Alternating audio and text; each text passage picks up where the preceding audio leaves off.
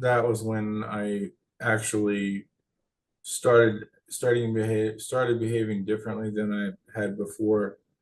Um, that's unfortunately that's the tragic truth of addiction, is that most of us have to hit bottom before there's any kind of change. What did bottom look like for you? That was I was essentially, I had been on and off the streets. I had some friends that let me, stay in their basement, and both the friends that I had that had let me stay on their couch or their basement were addicts themselves and were facing eviction. I was, sometimes I'll say when I'm sharing my story that the choice to get help is not so hard when you're rock bottom and you don't really have a choice.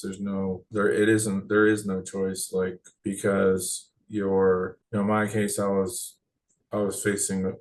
facing being homeless on a more full-time complete, like, the choice was between getting help and going to rehab and facing full-blown homelessness. So that made that choice a lot easier. When I was facing full-blown homelessness, it was kind of like, there's no other option. And that was kind of when, I started to admit that I had a problem. That was when I got clean back in 2007.